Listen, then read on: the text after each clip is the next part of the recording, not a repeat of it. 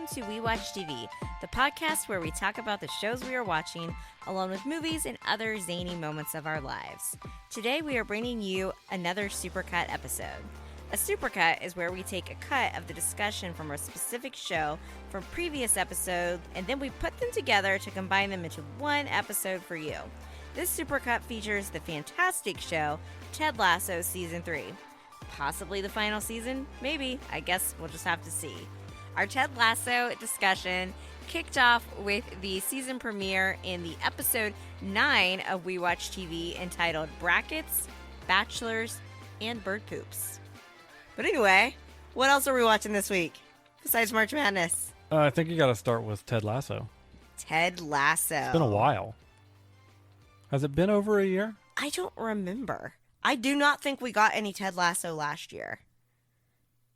Maybe we did. I don't remember. When the pandemic started, those years have just ran into my brain that I lose concept of time. Did we watch the first and second season of Ted Lasso, or did we watch season 1 and then have a gap before we watched season 2? We watched season 1 all the way through. We binged it, and we immediately jumped into season 2. And then we got a couple episodes into season 2. And it was, and it was airing. And it was like we got slapped in the face, like, oh, nope, you got to wait till next week like everybody else. So that's how we started it. I think the premiere was great. Yeah, it jumped right back in. It had that Ted Lasso We kind of feel. talked about this last week when we talked, or a couple weeks maybe, since we talked about Mandalorian had been off for a while and came back. And I was kind of, But this was like, it just picked the story right back up. It picked up the thread. It picked up the threads that it had left open and started and kept on going down through them. I thought it was a great way to start the season. Same. It's still, Ted Lasso is one of those shows that is funny but has that emotional punch, and you can tell that Ted is still going through it this season. I'm worried for Ted this season.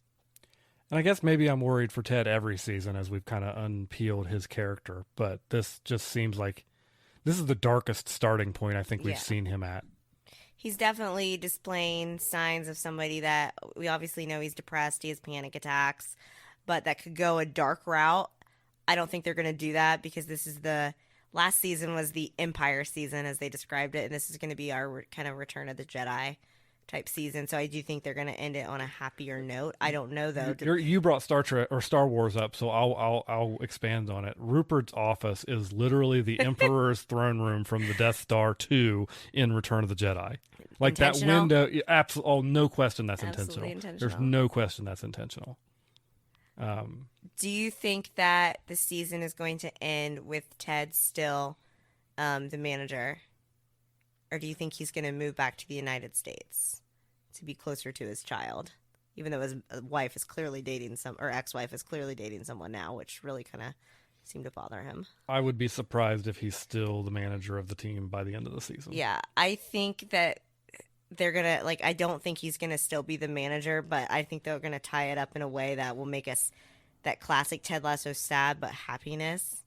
Yeah, I think there will be a satisfactory conclusion to these story arcs that we've been given, but I don't think he'll be the manager of the team going forward. I mean, they've already kind of called that into question at the beginning in this first episode. Why are you still here? Yeah, why are even you still he's questioning. Why are you still coaching this team? What is the point of you being here? Because the point of him going to coach the team was never to coach a good soccer team. It was to kind of escape some. Yeah, and she hired him. Yeah. Rebecca hired him to kind of stick it to her ex-husband. What'd she say? In the episode, she's like, well, at first I just wanted to ruin all the things he loved, and now I want to beat him. Yeah, that's growth. And I'm like, it is growth.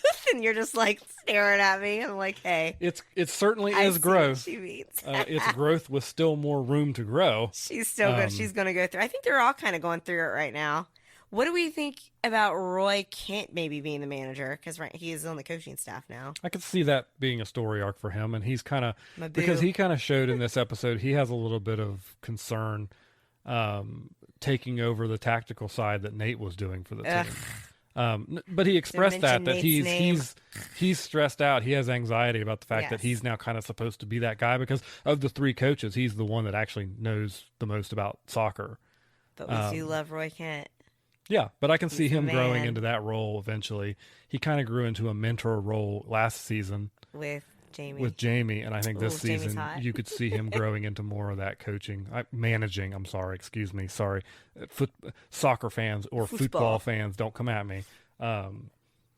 So yeah, I could see that being his arc this season. I really hope we get more like moments with him and Jamie. Jamie, they definitely mellowed out his character. I'm the type, they're always like, which guy do you like? All like on the message boards. I think Jamie is super hot, and I definitely find him attractive, but Roy Kent is definitely more my type, that grouchy, moody, grumpy persona. Why are you looking directly at me when you say this? I could see a bird crapping on Roy Kent's shoulder and him just brushing it off. But yeah, I think they're all going through their own things. Keely and Roy, what about their relationship? Kind of broken up, but they really don't know why. Yeah, I don't know. Do you think they'll get back together? Probably. I think so. I'd say that's probably the direction they're going to take it. But yeah, Ted was even questioning like, why am I here? Not just with the team. Not why am I here? Like, what's here, the point? Like, and it's just in that existential dread kind of way. Yeah, which I feel like a lot of people have felt that moment. You mentioned the evil Nate. Guy, Nate. I cannot stand Nate. And you know what? In the beginning, when we first started watching, I was like, oh, Nate's going to be like the precious character that we want to root for. He's the guy that was bullied. Ted gave him a chance.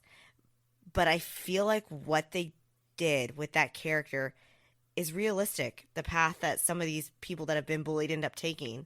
So his parents are hard on him. Does he come back to the light? I don't know. And I don't know. They're going to have to do a good job selling it to me if he does, because right now I absolutely cannot stand him. That's interesting coming from you, considering the Star Wars illusion that we've got going on here. Listen. Because let me tell you, Nate is not Anakin. This is a Star Wars illusion. If the 3 seasons that we've got here are a Star Wars illusion, well, then sell it to me. Who's the Emperor? Because it's not Nate. It's Rupert. Yeah. So who's Darth Vader? Okay. Who's Darth Vader, Hope?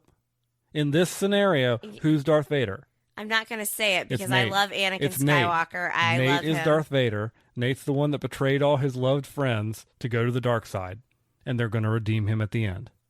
Possibly, but that being said, don't come for my Anakin Skywalker love. I love him. But Nate, they did a really good job making us hate Nate. Nate's hair is completely gray now. I really like the symbolism. If you noticed season it's 2. Like every episode, it got just a little bit grayer. A little bit grayer and grayer. And we'd be watching it, and I'd be like, his hair is getting grayer with every episode. I'm like, it's got to be intentional, right? And now it's like fully gray. But you could see that moment. And I guess you could say this is a little bit of that, even though he would never be hot like Anakin and amazing and wonderful. And we love Anakin and we hate Nate. But there was that scene at the press conference where you thought he was going to get tripped up. He leaned down and he kind of replayed everything, like his parents being hard on him, his misguided feelings about Ted, even though Ted really wanted him to do well. He channeled his hate through the dark side. Oh my gosh, is Ted his Obi-Wan? Oh no! And he takes that, and he took those feelings and then was able to just be so vile and come out in that press conference. But I think they're really gonna have to sell it, because they've really done a good job of making Nate totally evil. Oh, but yes. if they don't redeem him, I think that would be realistic, though. It would be, but I just don't know that the tone of this show is that type of thing. Obviously, Nate has a lot of mommy-daddy issues. His parents are very hard on him. He wants to impress them. And he's obsessed with what people think about him. He's always constantly on Twitter looking in his mentions. Especially praise, which, I mean, that goes back to the mother...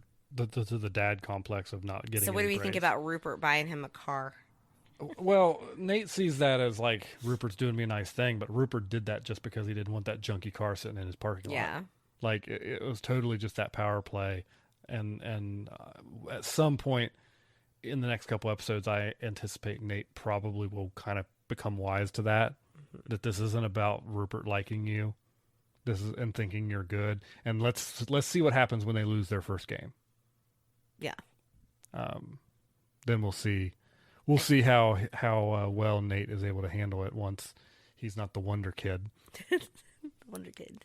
So I think that, I do think that each character is going to go through a journey, though, this season. They're all going to have a little bit of that darkness. Like, Rebecca is going through some stuff. Keely's going through it. Roy's going through it. We haven't even addressed all the people on the team yet and their own, like, issues. I like how they went toward the sewer. Yeah, that was good. I like that, too. So I think we're in for a good season. I think it's going to be another one of those emotional roller coasters, though, where we're laughing and then crying. Do you think we'll get more of the therapist? Like, obviously, he kicked off the episode talking to her. Yeah, I mean, I think she'll pop in here and there. I don't know exactly how. I think she may or may not be as more prominent. or just maybe the same amount. Yeah, maybe the same amount. So we got more Ted Lasso content in episode 10, the one with all the win. That was a good one. I like to let my shows stack, and unfortunately, I cannot let my shows stack when it comes to amazing shows like the next one we've been watching, which is Ted Lasso. Yes, absolutely. Season 3, the episode 2. 2, yes. Which we got a day early. Did everybody else get it a day early? Did everybody else get it on Tuesday? Because it usually comes out on Wednesday. Daniel got, it's supposed to come out on Wednesday. It even said that. You got, an alert on your phone? I got a notification on my phone that Ted Lasso from was Apple. out. I was like, you guys are lying to me. So we checked, and there it was. So we started playing. I was like, this can't be real. And yeah, it happened. Because I had been complaining earlier in the evening how we have 2 shows on Wednesday and 1 show on Thursday, and I really wish that we could get a Tuesday so that we could kind of have our week. It's like you manifested it to happen. All work. And it won't happen next week, and so I'll just. And then it'll be really disappointing. I would really like it if we did have the Tuesday, Wednesday, Thursday slot, because that was great. Somebody give us something good on Tuesday. Somebody, please. Maybe just gift us with this episode. But it was a good episode. The plot's moving along. We're not going to sit here and talk about, do an entire recap with you guys, but I do have a special quote that I would be remiss not to share from the episode. So, you guys know, we've briefly just talked about it already, Hallmark Christmas movies. Daniel, how much do I love Hallmark Christmas movies? You use the app to track which ones you've seen and check them off and go check when you press the little button. And I have good friends that use the app as well, your mother. I want to make sure everybody understands what I just said. She says, check, like Monica in Friends. Okay, I never thought that was weird until Friends pointed that off. You check. I love that. I'm a list person, but my mother-in-law uses the app. I know that, I'm pretty sure. And then one of my very best friends, Kaylin. Hey, Kaylin. She is the one that actually told me about the app. And we like to compare which ones we've watched, which ones we haven't. And you've watched quite a few. What's your favorite Hallmark one of all time that you always bring up to me? The time travel. There's been a lot of time travel ones. More than you'd think. The one where they were in the museum, right? He's in the museum, and he goes forward 200 years. And it was like the guy's house. Yeah. His house was eventually turned into a museum. They also had the train one where they went back on time on the train. You like that one, right? That was all right. What was your favorite one from this past year? Probably the time travel one where the ghosts. The ghost with Carl Winslow was yeah. The Ghost of Christmas Present. Yes. I liked that one, and I liked Three Wise Men and a Baby. See, they have just great titles. But anyway, somehow a Hallmark reference came up in Ted Lasso, and the Roy Kent and everybody what's a Hallmark? So here's our old Ted, and I think Ted gave the perfect description. Yeah, he did. He says, Hallmark Christmas movies are films that feature women from the big city falling in love with their childhood crushes. It's usually some fella that owns a Christmas tree farm. Sometimes he's also Santa Claus or a prince. They suck, but they're great. But they also mostly suck. But they're also kind of great. They're good with the sound off. And I think Roy Kent's response was, huh. I don't remember how Roy Kent's response was, but perfect description. Accurate to a T. So, yeah, Ted Lasso's going good. Two good episodes. I'm excited for him to keep going. We continued our Ted Lasso discussions in episode 11. It was fine. That's enough Star Trek and Star Wars. So, Ted Lasso? Ted Lasso. This is the 3rd episode? We just watched the 3rd episode. Okay, is anybody else getting their episodes early? We got it on Tuesday again. Again, it was such a blessing. And it was a blessing. A true blessing. Because we have the Wednesday show, we have the Thursday show. It's just real nice. And we're like, let's check to see if we're going to get it again. And we did, and it was just, it was great. Yeah. I don't have a ton of notes about Ted Lasso because I don't want to I know this is a spoiler podcast, but I don't want to completely give everything away. But we had a lovely chat at the beginning of the episode about Julie Andrews. They made a Mary Poppins reference, and then I said out loud, I'm like, what about the Princess Diaries? And I believe it was Roy Kent that was like, yeah, the Princess Diaries. Great movie. I think they actually are going to make a Princess Diaries 3. At least that's the big rumor. Why? Why not is the better question. Iconic franchise, iconic movies. What do you think about Zava? I don't care for him. I feel like team chemistry is a big thing, and I have played on sports teams myself. Even in like work environments, that chemistry is always important, and I feel like he is all about himself. Yes, they're winning games. Yes, that's obvious. Yes, it's exciting, and yes, this is going to give, Jamie has to combat with the fact of, he's not the superstar, but it seemed like he and Roy, Roy's like, I can help you, that it's going to inspire him to work harder. But I do see this going south. I see something going down with it towards the end of the season. I've been trying to, be in the mind of the writers to figure out where they're going with that and what their maybe they'll do the opposite. What their end game is for Zava and that stuff. And I'm stumped about where they're trying to go with it right now. I could see him getting hurt. Like maybe they get to a important game late and he gets hurt. Maybe it's not even anything shady. Maybe Rupert doesn't try to snatch him or anything. Maybe he does just get injured.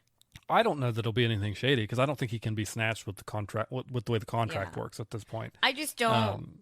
I felt like a lot of the things that the lessons he especially tried to teach Jamie early on was about how you need to be a team player, and suddenly they're all just letting Zava do what he wants. Like he came in and rearranged their game plan. So I'm not a huge fan. Yeah, but Ted if is it's going to inspire Jamie to work harder. Yes. And that's a good thing, but Ted's off his game right now. Yeah, because Ted is not with personal issues. Yeah, Ted doesn't have his head in things right now, and I think he's getting clouded too by the owner's desire to beat Rupert.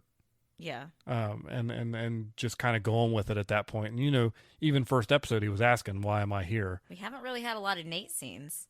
No, we haven't. I think that might be backloaded a little bit. I think I imagine. Do you still think they're going to redeem him? I mean, those two teams are going to play each other at some point. Yeah. And I imagine that's going to be a big episode. Like that game may just be the episode. Do you still think they're going to redeem him? I think so.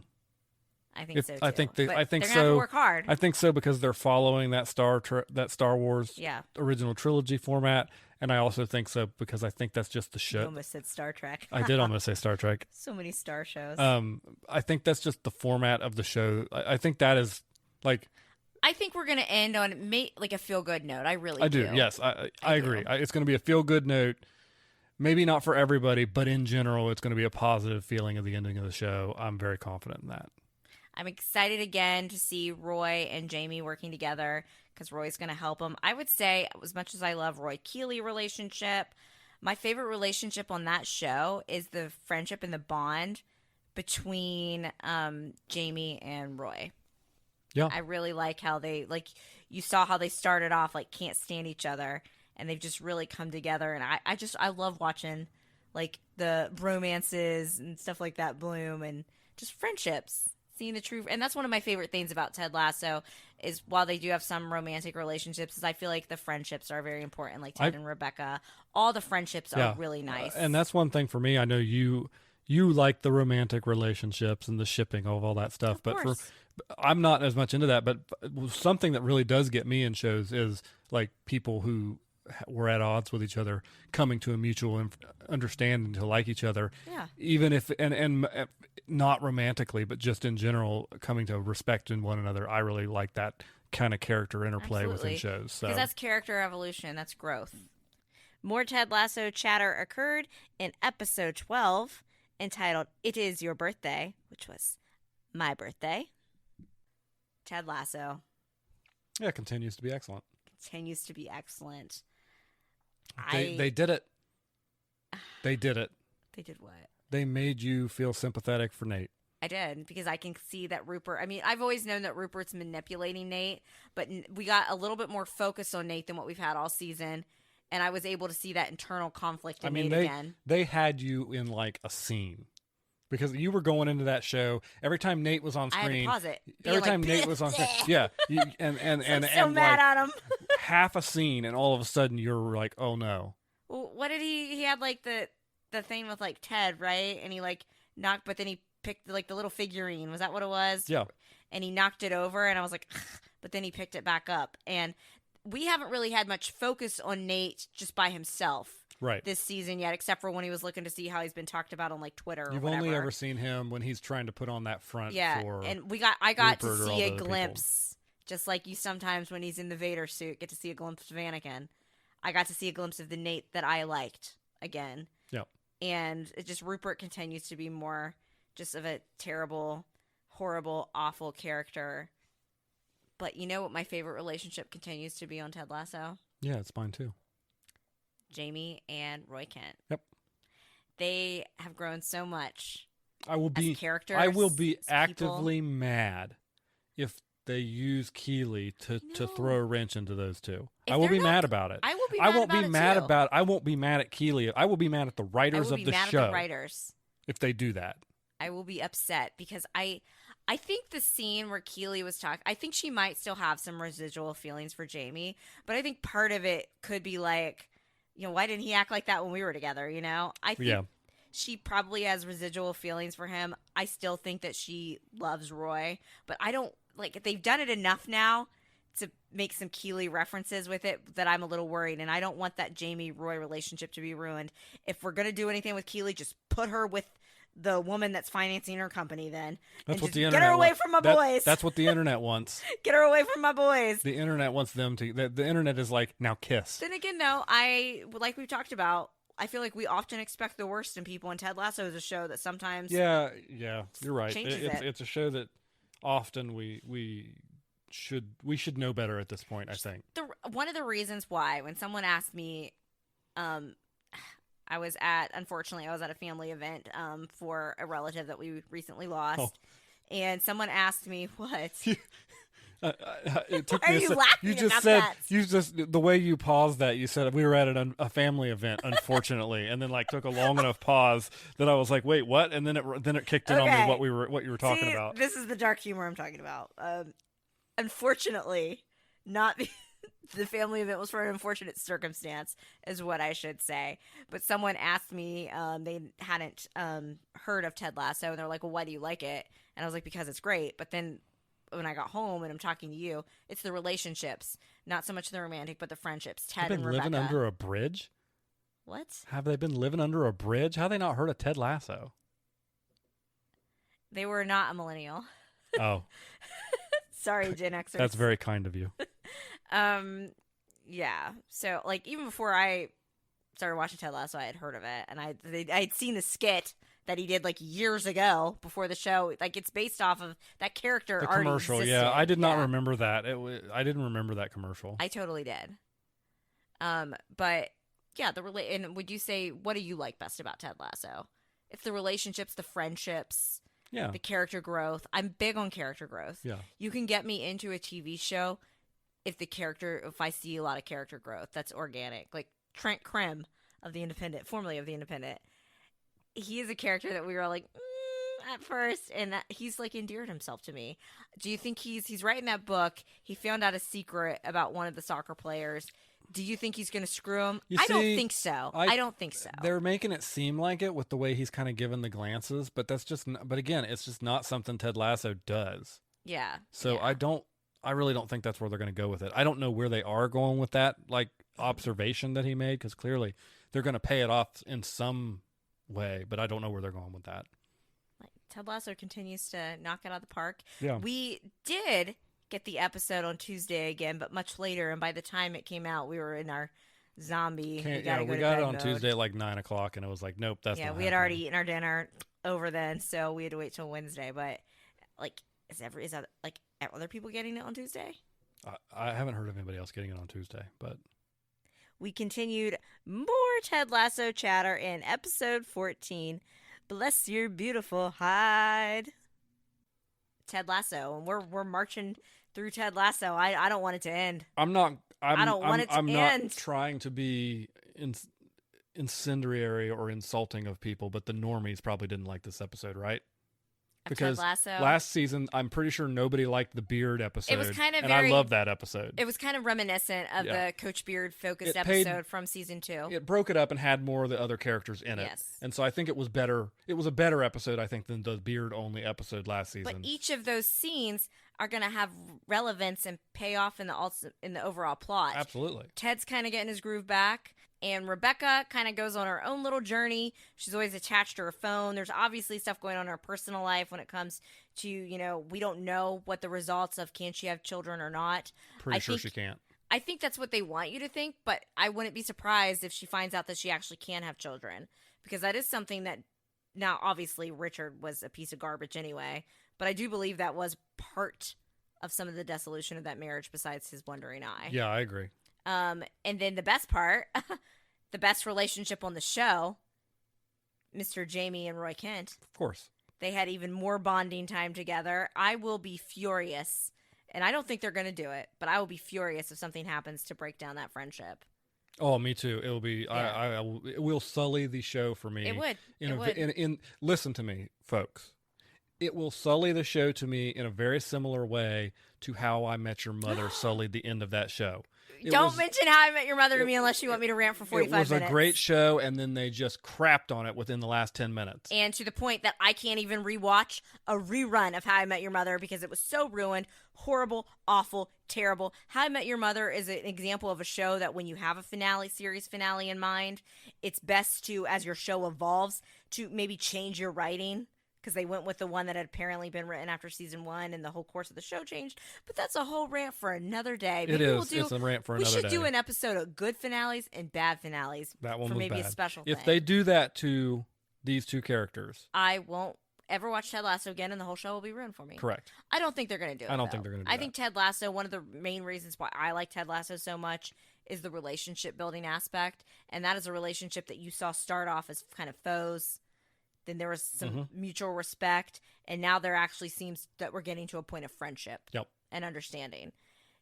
As for Roy's romantic relationship, I think they might put him back with Keeley, but I'm not entirely convinced at this point. And I'm not really concerned with it at this point because I think that's not what it's about. I think that you're right. It's about those two are trying to heal other relationships in their lives that is with Brown, and the two of them together are really what that's the ship I care about in this show. Yes, that is the ship. And I want to take it back to the show House. Oh, House. Oh, House. That's the ship we cared about, and House this and is the ship and we they care ended up about. together. Basically, and they ended up together. House, another good show. Go back and watch that. More Ted Lasso talk, of course, in episode 15 entitled "The Soap Guy." Another show that I'm not sure right now how they're going to end, but I do have faith, trust, and a little bit of pixie dust. You believe? I believe that we're going to get a satisfying and pretty much a feel-good end to Ted Lasso somehow, some way. I don't know how they're going to end it. I don't know what the resolved plot points are going to be, but I trust that this show is not going to end on a melancholy note. What about you? I agree completely. By the way, it's like my favorite show right in now. this era of you're lucky if you get 10 episodes, and we're getting 12 episodes of Ted Lasso. We're gonna have it through into June. It's still gonna be sad to see it go. Yeah, I'll be sad to see it go, but I'm happy that we get it as long as we have it. Ted Lasso is so good because of the relationships. Yes, it just makes you feel nice between and I'm not talking about like romantic relationships, the friendships, the growth of the characters, the journey. Like if you would have told me in season 1 that I would end up, well, I always thought he was hot. But Jamie Tart, if you would have told me that he'd be like one of my absolute favorite characters by the end, I would have been like, okay, you're insane. And now the fact that him and Roy Kent, they continue to have more developments. I feel like Ted has been kind of in a funk and his character is starting to come out of that a little bit. We had some focus on Sam, who I love. He's a treasure in this past episode about the whole... I think they were referencing, there was some not a news person, she has like her news commentary show. I don't know which host she is of one of the networks that basically said when the basketball players, like they should stick to dribbling or something. And I think they kind of played on that because he was simply tweeting and it's like, it'd be really nice if, I don't know what political figure she was in England, I think some made up person would, do this. And he's saying that not to even really be critical because Sam is just such a sweet guy, and he wants to believe in the best in everybody. And he was just like, hey, maybe if you did this, like, things could be better, like, as a suggestion. And of course, as these things do, blew up. He got attacked. His restaurant got attacked. And I felt sad for that because I felt like our sweet little Sam kind of had some ugly real world thrown at him. Yeah, but thankfully the team and everybody rallied around. And his him. dad helped. Dad was there, rally him back because Sam is just precious. But he's one of the best characters. I mean, I think it's pretty. Like, I think it is an accurate representation of some political issues going on in the UK, but it certainly is a representation of political issues in this country. Mm-hmm. And so, yeah, I mean, it's hard to see that stuff, but I've come to expect them to pick me up after they drag me down. And the ending was a very good ending to that episode. But, you know, like, I wasn't really worried about it because I've just come to expect from this show that they'll just, like, you know, they'll drag me down, but then they'll pick me back up by the end of the episode. Who are we even starting to like again? A little bit. Nate's becoming a little likable. I told you. We're seeing that gentle he's side on of his Nate that Anakin we thought was Skywalker, lost. Darth Vader redemption arc. In season 1, he always made those like little pop-up cards and stuff. We got a reference for that. Nate is still there. We just need the evil emperor to get away from him. Yeah. And I fully believe that they're gonna do something there. I think it's gonna break our hearts though. Either way, it's just gonna make us cry. I don't know how they're going to resolve that relationship. And I mean, even the first time Ted and Nate saw each other this season, you could tell Nate initially wanted to say something, and then Rupert showed up, and all of a sudden it's like, no, that's off the table. Ooh, what about Keely right now? I think her girlfriend's a little cleany. I do agree. Her girlfriend's love bombing big time. Yeah, I'm gonna agree with Rebecca. Yeah, Jack is a love bomber. Jack is obviously rich. I feel like that's the way a lot of, at least portrayed on TV, rich people show their affection by buying lots of gifts. But I don't know. At this moment, I just don't see her getting back with Roy or Jamie. I don't think she's going to get back with Jamie.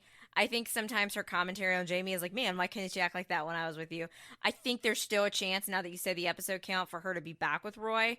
But you know what? If they get back together, I'll be excited. But if they don't, I'm not going to be that upset about it.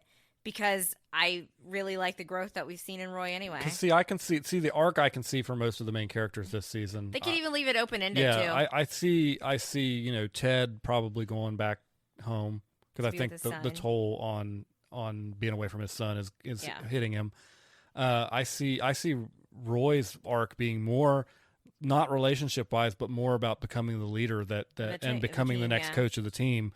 Jamie's obviously grown from a selfish player to a team player. And I think he ends up becoming like I think maybe there's some conflict later in the season or even at the end about him being offered, you know, to go someplace else that could really pay him a lot of money, because Richmond doesn't seem like they're the richest team out there. And so I think it's going to be satisfying no matter how they... I don't think shipping is really at the forefront of this season. Do we want to see a wacky wedding with Coach Beard and his crazy... Absolutely. Absolutely. He's so down for that. Something needs to happen with him and his crazy girlfriend by the end. Either they get married or they kill each other. I don't know which. They're not going to do the kill each other part, but you could totally see it, couldn't you? Like, it's just... I could see them just... I don't even know. It's just crazy. We moseyed along with our Ted Lasso chatter in episode 16, The Big Tater. What's next? Ted Lasso. Another show I can't wait to see more of. Yeah. This episode kind of is a little upsetting for me, though. A little upsetting. You were upset multiple times in this I was episode. upset multiple times. So, Keely had a photo or like a video. The men in your life are really letting you down. Really, truly, except for Mr. Jamie. But Keely had this video that she had made for somebody to be private. Got leaked, as we all know that's happened with celebrities and everything before. And it just, the way all that went down just very much upset me. It's not just the men in my life. Jack, Keely's girlfriend, made me very mad because she was like, oh, it'll be okay, I'll take care of it. And then she basically hands her this like PR written letter. And it was very sterile. Very sterile, very lawyery. And and then finally she comes out with it like, well, you shouldn't have done that anyway. Why would you even do that? Like, yeah. The classic line. So she's love bombing her last week. This week, I'm just not a fan of that relationship right now. I feel like Keely is just like there to be an accessory, and I just did not like the way she was treated at all. That really upset me. And then I love Roy Kent, but Roy Kent, he messed up. He screwed up, and he knew he screwed up the moment he did it. But he made me so upset. So he comes over to Keely to talk to her, and we think he's being nice, and I think he was trying to be nice at first. You've told me in our arguments that that's the key, is that knowing I screwed up and apologizing immediately. Well, you don't apologize but immediately. You're still mad at Roy because he apologized immediately. I'm just trying to make sure I level set here. Do you want me to be mad at you right now? Not particularly. Anyway, he basically was like, well, who was it for? I'm like, why would you ask that? Because it showed he was clearly still jealous. Because he knows who it's for. I'm pretty sure I made an audible ooh when he said that. Like, I basically put my head in my hands. I was like, really, Roy? Like, cue the Tyra Banks. Like, if we were rooting for you. Yeah. We were all rooting for you. Like, that's how upset I was. But yes, he did realize he screwed up. But she still could be mad. Is that the nail in the coffin of that relationship? Oh, I don't think so. You don't think so? No. Okay. I really don't. You think he can come back? Yeah, I mean, because I know how that episode ended with Jamie going over to talk to her. I do not think she and Jamie but are I don't think that's where they're going with that. I think they're resolving any lasting issues. Like Jamie is trying to get off his chest. Yeah, because ultimately, spoiler alert, guilt over click over off that. this podcast right now. It turned out Jamie had forgotten to delete that from his phone. Yeah, and I really believed his sincerity. And absolutely, he was like, yeah. Because I don't think he was messing around with her. He was like, okay, I had it there in case we might get back together someday.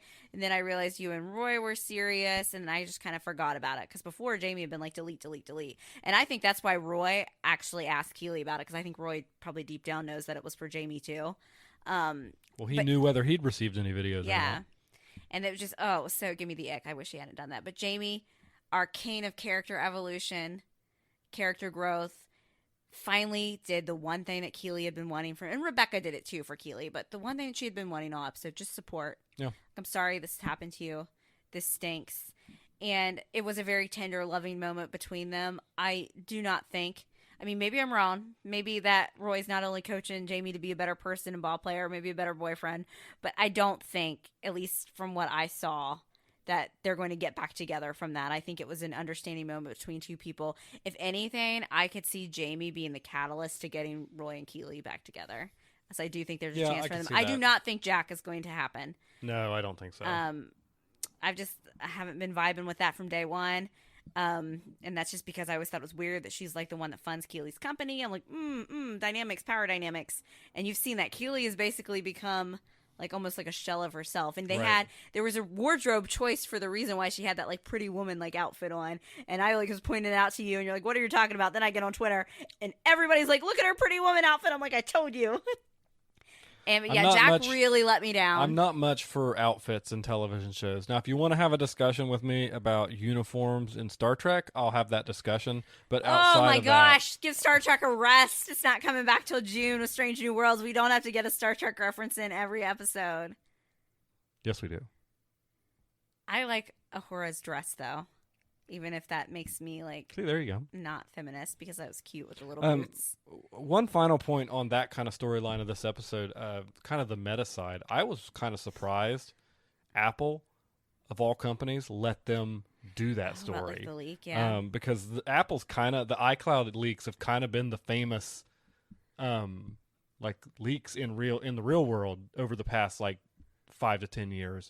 And I was kind of surprised Apple let them do that. It's like the same thing where we watched that Amazon show called Upload, and they basically like rip on Amazon like the entire time. They rip on Amazon the whole show. The entire, and almost like, the whole premise of the show. It's like brazen. These giant companies are like, yeah, sure, you know what whatever. I like it though? We know we're the villain. I've always liked a little bit of self-awareness. Sure. I enjoy it. What else in that episode? So Ted's son's there to visit. They actually go to Nate's team's game because his son that was funny. His son doesn't know anything about the Nate drama. Just knows that he's coached and was excited to see him. And you could tell that Nate liked it too, but had to, of course, because of stupid Emperor Rupert. Hey Jude. Yep. Great moment with Hey Jude. Yep. It was an all-around good episode, but definitely I feel like I was just so upset with Roy Kent. I'm still a little mad at him. That's okay. I'll protect Keely. I'm at all sure you'll costs. heal this week. Hopefully. That's the vibe of this show, is healing. Oh yeah, for sure. So I think that you will definitely, he'll be redeemed. I don't know that. I don't know that he and Keely are in game. I don't care that he and Keely are in game at this point, because it's not really what the show's about. He done it. He oh, absolutely. He was sorry the moment he done it. Got the Appalachian twang coming through. But it just made me mad, because I was like, oh, Roy's gonna come over and make her feel better about it because Jack handled it so poorly. And then I'm like, oh, really, Roy? You'd be just like a typical guy about it. Our next chat about Ted Lasso comes from episode 18, entitled June, Very Soon. Yeah, I mean, Ted Lasso continues to be great. I don't know. I'm always perplexed. You know, there is a large coalition of people online who only recognize season 1 of Ted Lasso as any good whatsoever. Hate it. I think it's gotten they better and better. They hated season 2. Do they hate and character they despise season 3. Do they hate character growth? And I'm not gonna. I will admit, season 1 of Ted Lasso was an absolutely, like, if I was ranking season 1s of TV shows, perfection. It's up there at the very top. Perfection. It was a great, like, from beginning to end, closing of a storyline. Season 1 perfection. But what are these people that say they don't like it?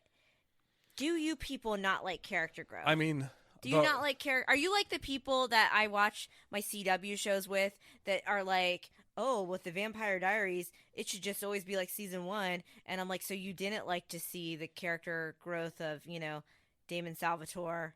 I mean, yes, he would fall back into some bad patterns, but he clearly changed. Or Caroline Forbes. I'm like, I watch shows to see my characters evolve. And this show, look at Jamie Chart. Would you have been like, oh, he's the best character in season 1?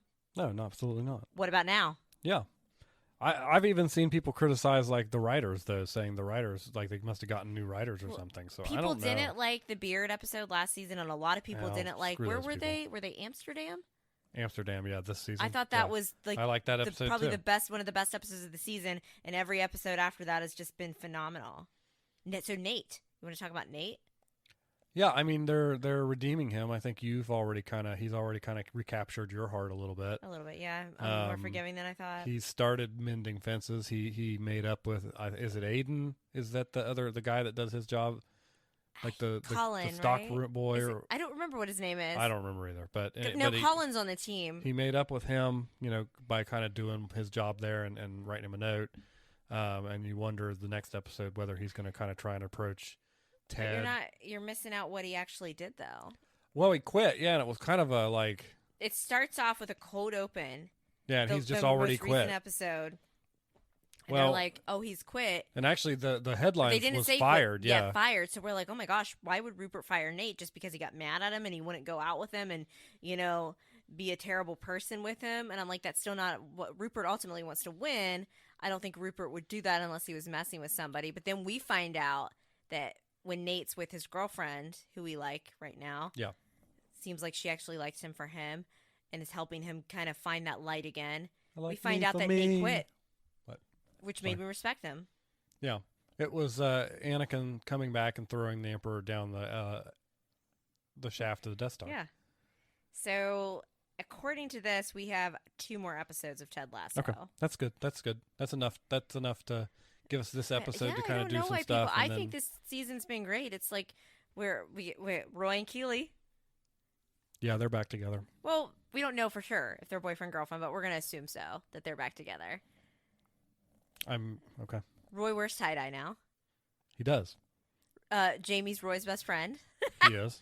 I love that. What was it, Roy's birthday, or she just said Uncle's Day? Or they just Uncle's Day. She just made it up. And then I instantly invented a ship with Roy Kent's sister, who we've now seen on screen, like 3 times? Yeah. 2 times maybe? I was like, ooh, she and Jamie should get together. And like Jamie actually made a comment, and Roy was like, don't you dare.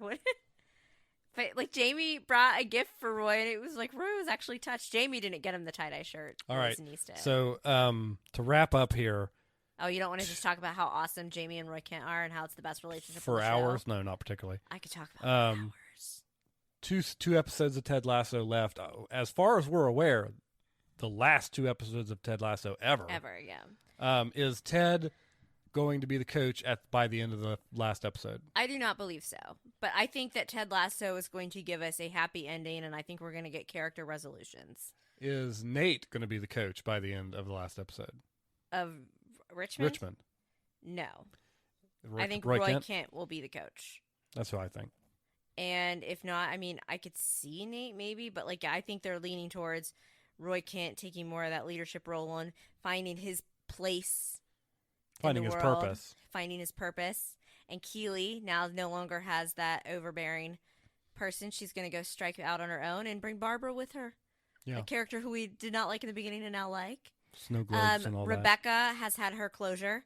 Finally, with Richard, I think she finally forgave him. You think she forgave him? I think so. I think that I think for the most part, and forgiving him took away that revenge aspect. That was closing out her storyline to a certain extent. Like she'll be in the next few episodes, but I think that really is a strong closure to her main arc of the entire series. Because she started off wanting to get back at him. Wanting to get back at him. That's why she hired Ted. And even at the beginning of this season, she was like, "I want you to beat him. I want you to win, and do all that." So that is very much a closure of her character's arc. Mm-hmm. I think we could still have some more. Do you think she and Ted are going to get together? I just don't. I love their friendship. Don't think I'd be opposed to it, but I'm like, no, that's not going to happen. I would prefer not. No, that's not going to happen. But yeah, these people are crazy that don't like Ted Lasso. So, do you think Nate's going to come back to Richmond team at all? In some manner, yes. To work on the team, I could see him being a coach, continuing. In some manner, yes. That'll be the fence that is mended. In episode 19, entitled "Goodbye, Mrs. Maisel," we delved even more into Ted Lasso, and this one got a little deep. The week this podcast comes out, actually the day. No, it doesn't come out on Tuesdays, Wednesdays. So our podcast comes out on Tuesday. So tomorrow, for you all listening to this, will be the series finale, we assume, unless they somehow decide to make another season down the road, which I don't think they will, of another beloved show, and that is what? Ted Lasso. Ted Lasso. So I do have some notes but we are talking about episode, the second to last episode. Second to I don't know the number. We are going to be discussing the episode, the second, like you said, the second to last episode that aired on. Got to get in here in my notes. It Calendars, how do they work? May 24th. May 24th. And I feel like your second to last episode is always the one that tees up your finale, kind of like what Maisel did, and it's almost just as important. You get those wheels in motion. Yeah, and this one packed a punch. Really, probably the toughest one of the season for me. Yes. To watch. So. And I don't mean tough in I didn't like the episode. It was a very good episode. It was emotional. I mean tough, and it was an emotional, and it also pulled on some strings. It packed a punch. It was a little triggering for me, to be honest. That triggered some things that had about real life issues. Because it's the parents' issue. Yeah. Like we briefly touched on Maisel. We should have known that a show that touches so much on mental health would bring up one of the major mental health issues probably everybody faces, whether they want to admit it or not. Your parents. Parents love their kids. Kids love their parents. Love is strong. Sometimes you can do a lot. You think you do everything. But ultimately, you know what? Your parents can screw you up. Sorry, Mom and Dad. I know you don't listen to podcasts. You probably don't even know what a podcast is. Your mom might be listening to it. Sorry, Penny. It's universal. It's a theme that a lot of people face in their mental health. And this episode touched on Ted's mom came to visit unexpectedly. Yeah.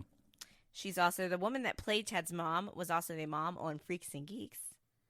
And something else I pointed out. She was also the mom of Hannah on Girls. Nope, I pointed out something else. What else did I point out? All you said was she's been a mom forever.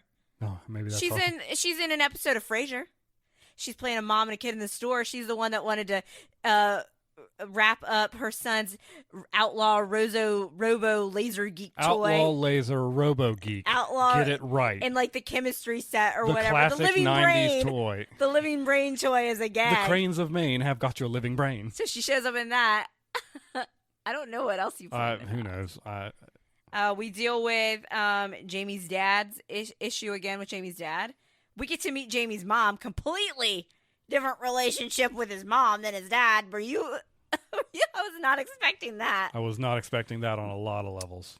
I love how supportive his mom is. Yeah. She clearly had him young, But the fact that he was cozying up to her, basically laying and snuggling with her, my attraction that I have for Jamie just went, woo! And that's my going downhill symbol. He's still very hot, but I was like, what are you doing? They were very snuggly for a mother-son relationship. A little too snuggly for me. Nate's dad, honestly, in one of the previous episodes. Yeah, that wasn't even in this episode, but it was a last episode or something when he was playing the violin and his dad walked in on him. And we've had issues. Rebecca's had issues with her mother, but Ted's mom showed up. Kind of the big. So it was kind of like parenting. Yeah, was the theme, and how Jamie's dad motivated him in ways, even though his dad was awful. He used that anger, that rage, and he's like, what do I...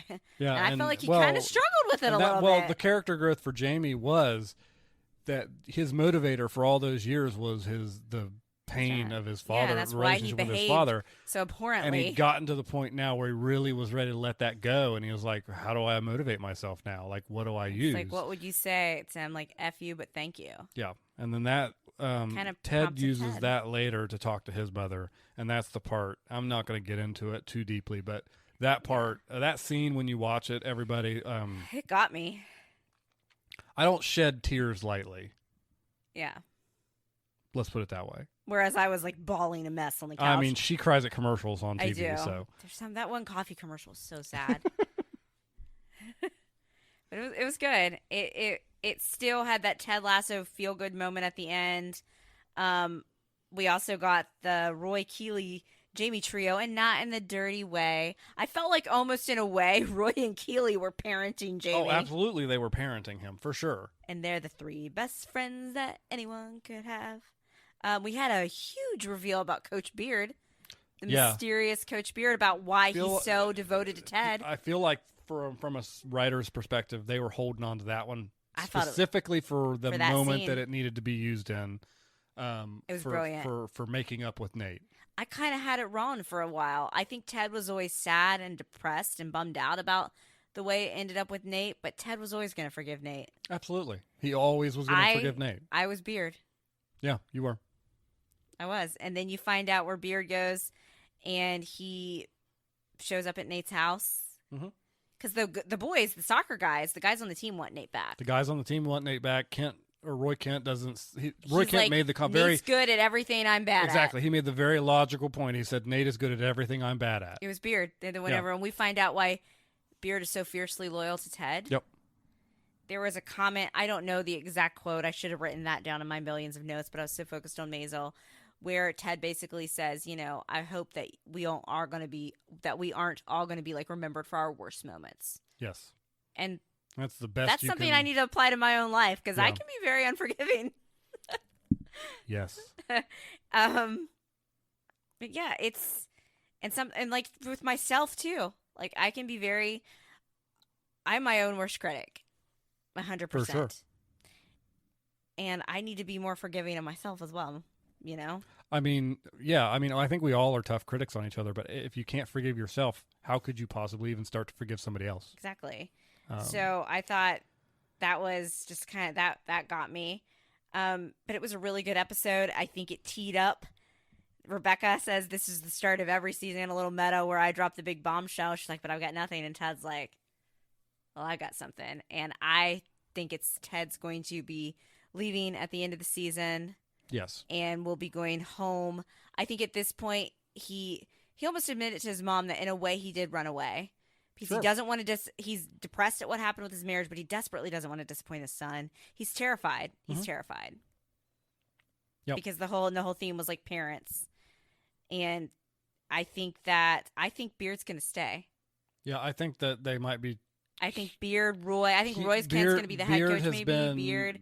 Nate's going to come back on. They're all going to work together. Beard has been leaning on Ted so long, and I think he might be ready to finally strike back out on his own with his psychotic girlfriend. And I'm going to make. What's her name? Jade. No, Jade is Nate's girlfriend. I don't remember what is her. I don't even remember. I want to say, I love this show. I think this is one of the greatest shows ever. It could go up. It could be on my list with Maisel and Mad Men as one of my best. Coming up onto the finale, I just want to say that I saw a couple people online who apparently have already seen like the listing of the episode name on Apple TV I don't Plus. even want to know what the name is. And well, no, what they pointed out was that it was listed as the season finale, not the series finale. Didn't Jason Sudeikis said that they were supposed to be done after season? Well, you know, actors say things. What I'd like to say is, if the writers have been gearing this up to be the series finale, and the actors were ready for this to be the series finale, and they filmed this as the series finale, let it go. This needs to be the series finale. Let it go. I have heard. Now, I thought this was just a rumor. I've heard that there's possibilities for a Roy Kent spinoff. Fine, but not Ted Lasso. They've told a story. Did you love, though? I gotta backtrack real quick. I'm gonna pull a Daniel here and make it all over the place. How much did you love when they went in Jamie's childhood bedroom and they not only see a poster of Roy Kent, but then Keely was up there with soccer balls in front of her. And two people that he had significant relationships with and he's probably very close to still. That was great. Yeah, that was funny. So anyway, do you think Ted's gonna leave too and go home? Yeah, that's absolutely what they're doing. Do you have any other predictions? I don't know. We sewed up kind of Jamie's arc. We sewed up kind of Keely's arc. They've actually, remember at the end, it's a sports show with like a soccer game that's going to take place. Soccer game in the last episode too. And apparently they're playing for the championship of the league they're in. I couldn't tell you where I think that's going to go. I don't even know if it's against Rupert's team. I don't remember if they said or not. I think they're going to touch on Rupert briefly because his wife and secretary showed up at Rebecca's house. So my guess is some allegations against him because he's... Well, he was sleeping with his secretary. We know that. Yeah, while he did show a glimpse that there used to be good in him and he had somewhat of a soul in the previous episode. Yeah. He's still... Yeah. I think he's far gone. I think, honestly... a lot of that stuff about the sports is going to fall to the wayside of what we're going to see from the relationships that have been built. I mean, unless I'm completely off base, the show's giving me no reason to think otherwise. I think we're going to get that classic Ted Lasso emotional, but still good, uplifting. And I'm going to feel uplifted at the end. Yeah. I think that, Roy and Keely are basically back together. I do think there's a chance for Rebecca and Sam, and at first I was like, maybe not. I don't know if they're going to get in your face. I think it's going to be all my OC fans out there. When Taylor and Ryan, they kind of winked at them that they were going to get back together. I think this is about the third or fourth time they've shared a lingering look on a different episode. So I do think there's going to be somewhat of a payoff. I don't think it's going to be some grand declaration. I mean, maybe it is. You never know. I didn't think I was going to get Peggy's grand declaration of love with Stan on Mad Men, and they gave that to me. So you never know, which was one of my favorite. That was kind of out of left field.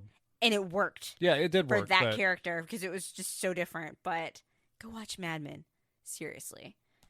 Yeah, I don't really know specific details of what I think's going to happen. I think that we're going to walk away. I feel like I'm going to probably walk away similar to how I walked away with Maison and be sad to see it go.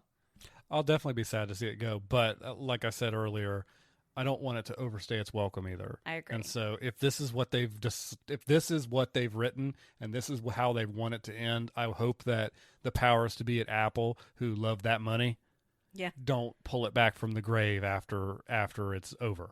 I agree. So. And then our discussion concluded with the episode 21 entitled Barbecue Sauce, where we talked about the Ted Lasso finale, likely series finale, and really our thoughts of the show as a whole. You know what else is great? Ted Lasso. Yeah.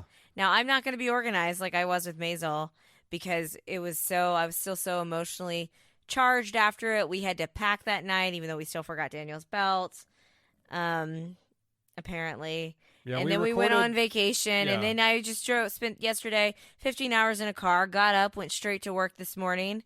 So I'm kind of, the energy's low, but we're going to give you guys our best efforts. I've had so many people ask me what I thought about the Ted Lasso finale, and I started going ahead and being like, oh, this is what I thought. Then I'm like, you know what? Listen to the podcast. Has anybody asked you about it? No, nobody cares what I think about things. That's not true. They love your Star Trek takes. So I've been told. You you sure wore a about that? Star Trek shirt in Disney. I did. It was great. I got no comments about it. But we find something out about Star Trek though on Twitter? Like Donald Duck, like there was a Star picture Trek? of Donald Duck wearing Donald is my favorite character. Original Disney series characters. blue uniform top. I would love to get a plush of that made, like a little stuffed animal. Yeah. I don't. That'd be one that you would support me buying, right? The Twitter profile was trying to like find more information about it, so like we really don't know like where it came from. A Disney Star Trek episode would have been amazing. We talked about that last time. We did. Yeah. But again, like Data could be like, why is no one having fun in the happiest place on earth? Why are these people fighting? Didn't I say that to you yeah. as we were going why to is Pirates this couple of the Caribbean? Yeah. Like, Captain, I do not understand. This is the happiest place on earth, but no one seems to be happy. Anyways, Ted Lasso, Season 3, Episode 12, the finale, the series finale, Air question quotes, mark. Question mark. What'd you think? I wasn't ready for it to end, so I have a lot of thoughts, and it's going to be really hard for me to articulate them. I thought it was a good finale. I like when you can always get me with music. That's nice. It's interesting that for the Maisel finale discussion, if you guys go back and watch that episode, or if you listen to that episode, I said one of the things that sometimes finales do that get on my nerves is when they do a lot of callbacks to the pilot, unless it's done well. This episode did that, but it did it well. It did a lot of like little blink, like wink and you or wink. I can't even talk today, guys. Blink and you miss it, like the guy in the airport that's from the first season. Just certain little moments. So they did have those callbacks which is a trope, and it is, sometimes I think it can be a lazy way to write a finale, is to just make the little, winks to the pilot, but it worked for this one. They did it well. They didn't completely rely on that to accomplish what they want. For me, like that guy showing back up at the airport, it wasn't until I got on social media that I even remembered that was really? A callback. Yeah, like I did no remember of that. So I think so you were just like, who's this guy? Who's this guy? I mean, it's because it's been how long since we watched season 1 of Ted Lasso? We talked about this in another podcast. It's a long time ago. Yeah. And it's like I have trouble and remembering we've binged season 1. Yeah. Because we binged season 1, then we started season 2, and then I was like, okay, next episode, and then I was like, oh my gosh, we're live. What? We have to wait another week. What? So that's always just, crutching when you're making your way through a show and you have to wait till the next week.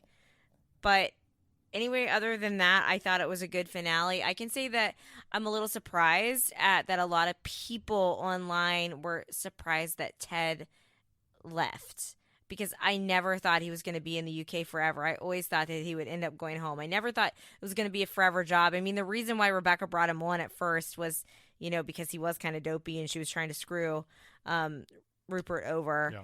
And then they ended up being close, and obviously that relationship was friendship based, of course, just evolved and developed into this, almost like family type connection. But even with that, like from just a pure coaching standpoint, yes, Ted Lasso has changed that team for the better, and he's done things, but he's still like he doesn't know much about football, soccer. He was running away from his problems by leaving. And they bring that up when you learn about his dad, what happened.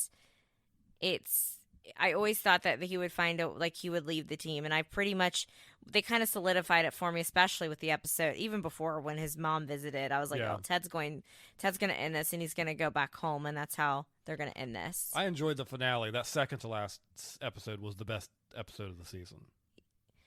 Yeah, for me personally. I thought that was really poignant, one. And I'll say, I thought this was a great finale. I loved the Daniel seal of the finale. I thought it was excellent for a lot of the reasons that I've seen people online not liking it. What would you rate it? I know you don't like to rate things out of its scale of 10. You can do 0.5s too. 9.5. Really? I thought you were going to do 10 out of 10. 9.5. 9.5 is my rating as well. It would have probably gotten a 10 out of 10 for me, but there were a couple little things that I'm going to have to pick at, just because I think it's unfair not to, just because I love the cast, I love the show, but I don't like some of the stuff that people were upset that Ted and Rebecca didn't end up together romantically.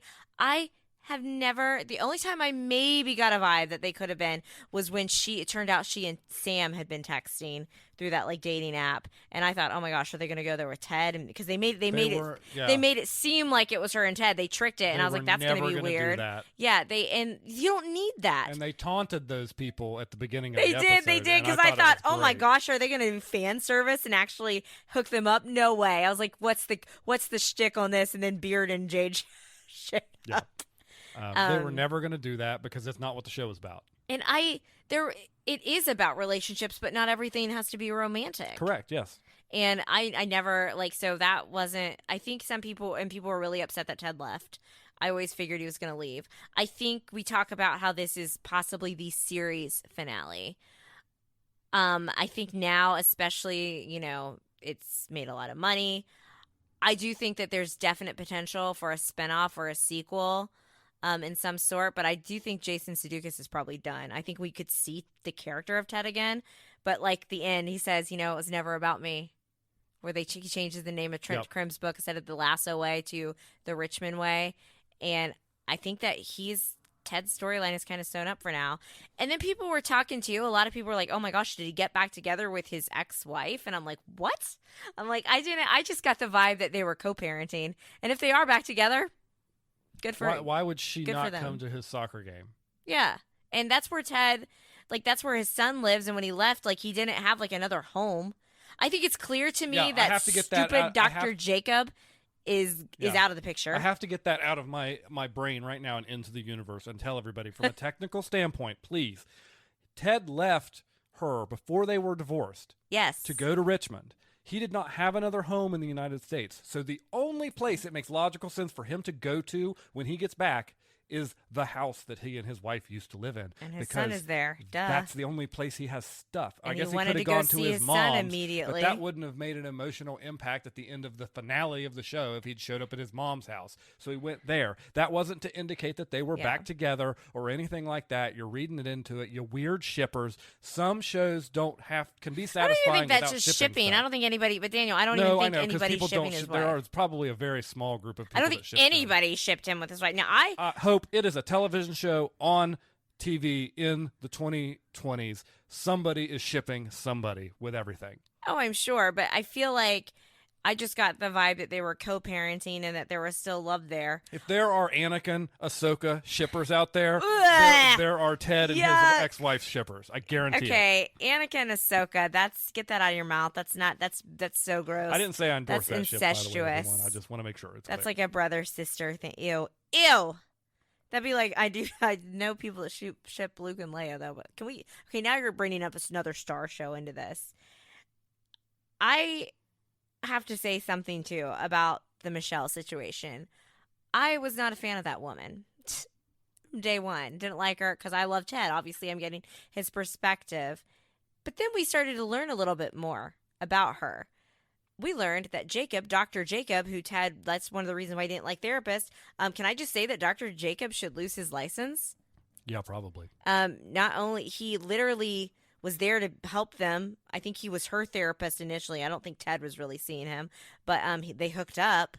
That was her medical, especially, for such you have a very intimate relationship with your therapist, not in the sexual way, but they get to know you. I think that it's very possible that Dr. Jacob took advantage of that situation. Sure. I agree. Yeah. So that kind of took Michelle, and I realized that I was seeing it through that lens. Well, it didn't take until, I have to get this out, till the second to last episode where Ted's mom came to visit that my eyes were opened to Michelle. The way Ted's mom acted was very much how Ted would act. Mm-hmm. And he's like, why can't we ever just talk about anything? And if you go back and watch the previous episodes where Michelle visited, the very first ones, not when she comes back with Dr. Jacob, or when they're talking or whatever, and she's like, he's just doing that happy-go-lucky crap with her.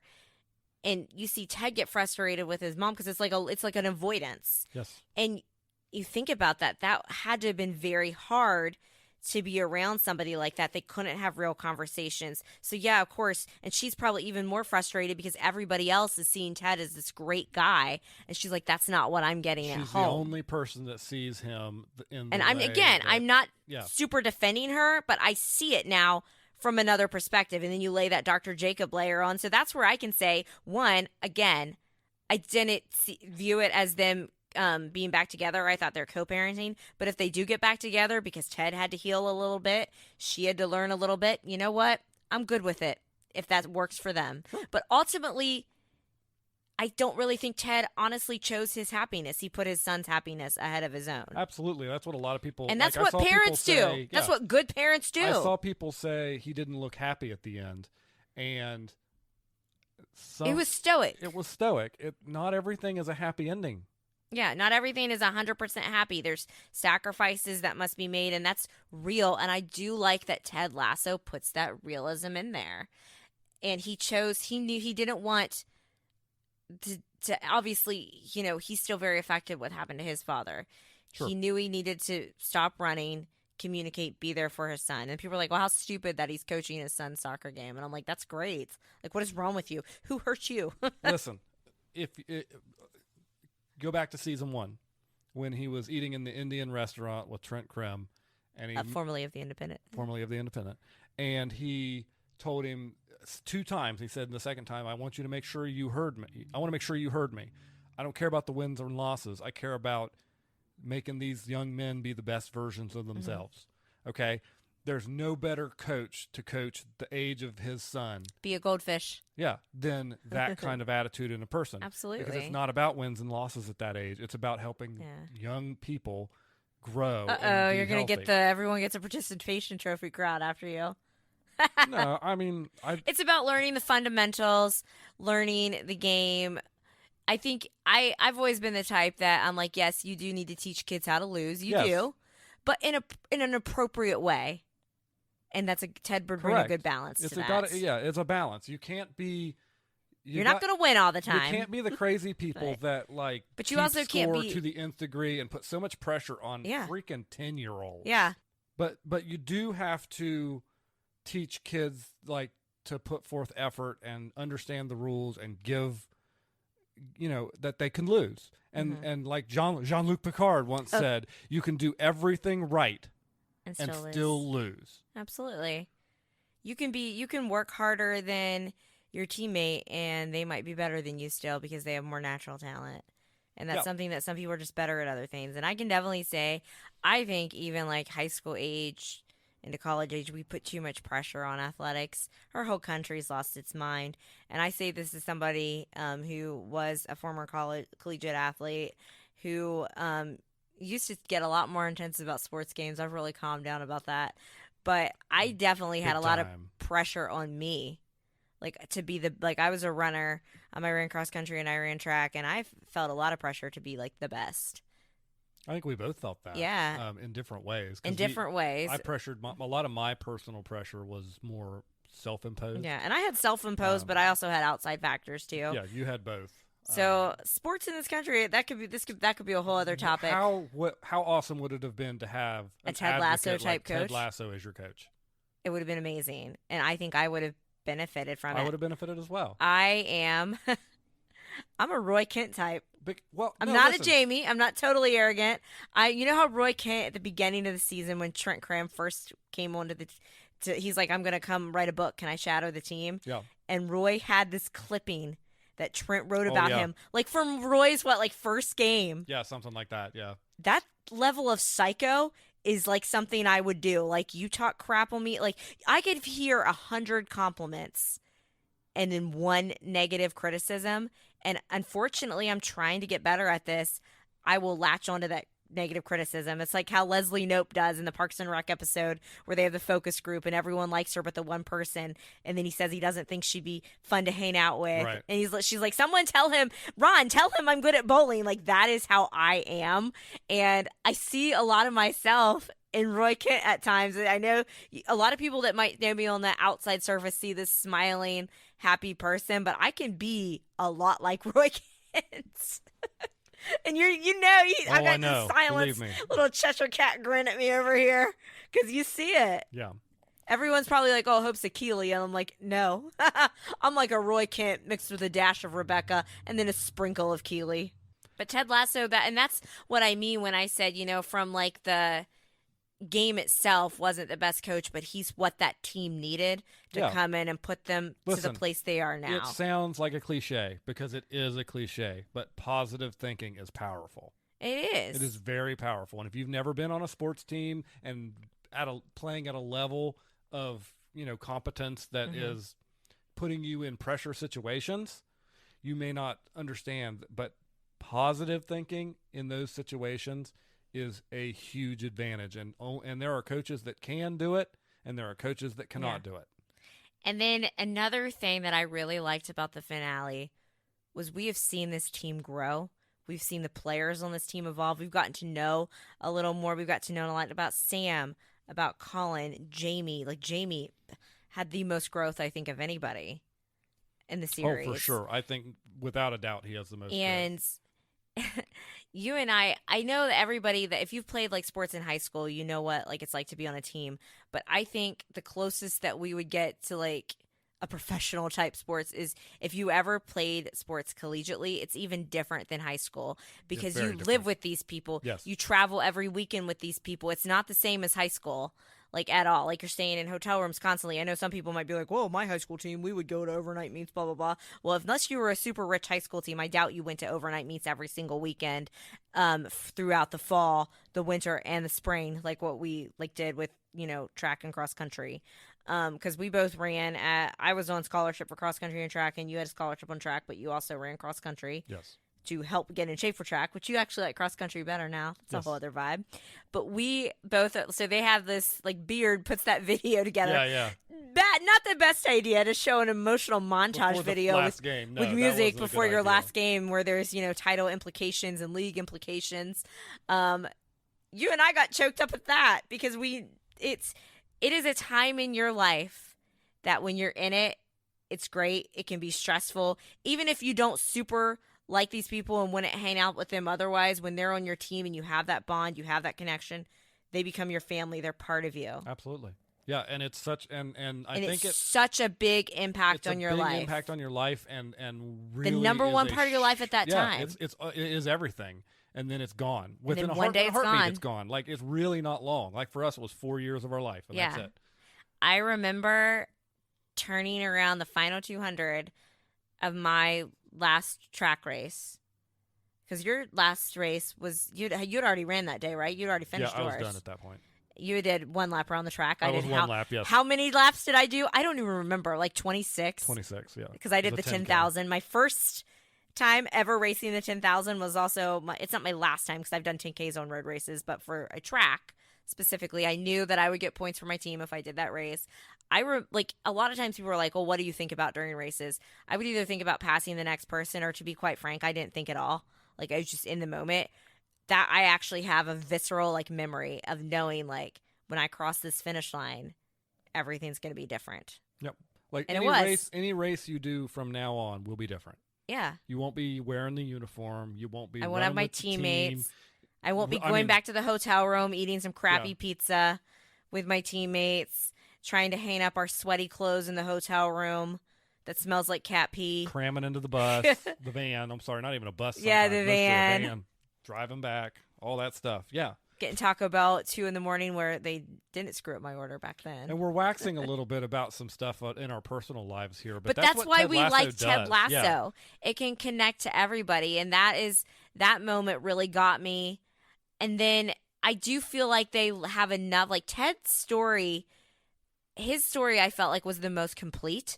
Yes, I think we could see Ted again, but they left, I feel like, the other characters very open-ended. I feel like that they could do that sequel. They can do a spinoff. Especially with Roy. His story just started. It really did. Like walking into that therapist's office. Mm-hmm. His story has just begun. When Roy, okay, so I have, as we all know, such love for Roy Kent. Not only do I love him, he is definitely at some moments this season, especially where he's kind of irritated me and just he's let me down a little bit. Yeah. But I think he's recognized. Yes. He's recognized that he was a letdown in those scenarios as well. I identify with him, like I said, in some of like the whole like Trent Krim thing, how he kept that newspaper clipping. But honestly, my favorite moment from the entire finale was when Roy almost chose himself to better himself. he made that decision to go into therapy, because I've been there. That felt, again, how Ted Lasso can feel so personal, where you finally make the decision. And like at first, I probably was doing therapy not so much for myself but for other people. And then when you finally decide, like, I want to get help, it's like, I'm trying not to cry right now looking at you. It's like an emotional thing. Like it is to choose yourself. And he asked if he could be a diamond dog. I thought that was great. And like the whole Roy Keeley relationship, you were like assuming they were back together a couple episodes ago. And I was like, I don't think they're back together. Mistake. I was like, I think they just hooked up. I was like, I don't think Keeley's interested at this time, because she was very hurt by Roy, like basically dumping her because he was so, insecure in his own life. And then at the beginning of the episode, which I'll get into the part I did not like here in a few minutes, but I definitely think in my head, eventually Roy and Keeley do get back together, but they can't be together right now until Roy, kind of works on himself a little bit. He doesn't know what he wants to do with himself. And and the part that you don't like, that you'll talk about here in a minute, as much as you don't like that I didn't like it because it was sloppy writing. But that final moment where she tells him and Jamie to figure it out. Okay, I didn't mind that moment. But that is the final nail in the coffin I'm talking about a previous moment. I know which one you're talking about. What I'm saying is, like, all of that had to come to fruition. Yeah, and I just wish they had done that a little bit sooner, some of that. And I will, again, explain my thoughts on that here in a few minutes after I get this out. But I definitely think that, Keeley I think she still loves Roy for sure.